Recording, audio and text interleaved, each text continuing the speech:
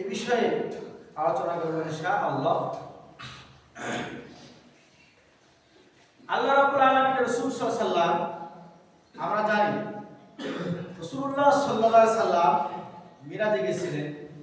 মিরাজে গিয়ে আপনার জান্নাত এবং জাহান্নাম এই দুটি স্থান পরিদর্শন করেছেন।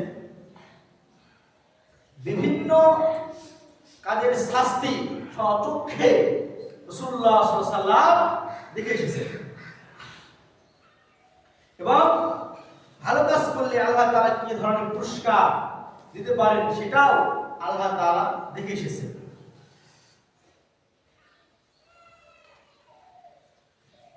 আল্লাহ রাব্বুল আলামিন রাসূলুল্লাহ সাল্লাল্লাহু আলাইহি সাল্লাম জান্নাতের দরজা কয়টি বলেন তো একটু? 8টি। হাদিস শরীফে আসছে জান্নাতের দরজা 8টি।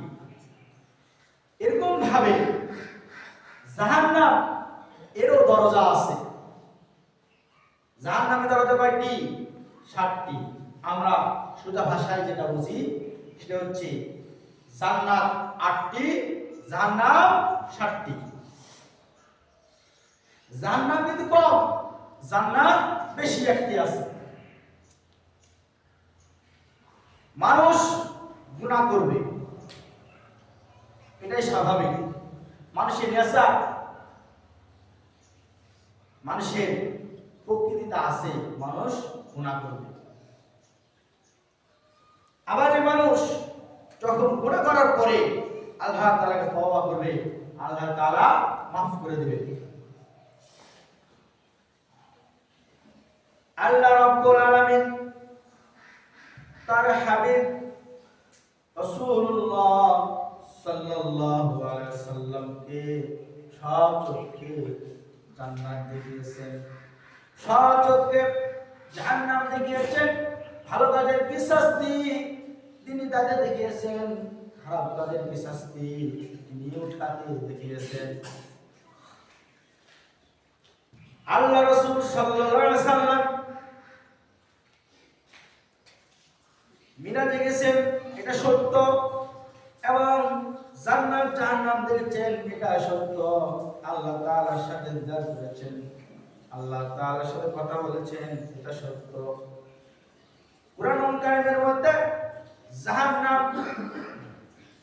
জাহান্নাম কয়টি, জাহান্নামের দরজা কয়টি এই বিষয়ে কিছু আলোচনা করা হয়েছে। যদিও জাহান্নামের দরজার বিভিন্ন জায়গার বিভিন্ন নাম দেওয়া হয়েছে, তবুও জাহান্নাম সবই এগুলোর গুণবাচক নাম।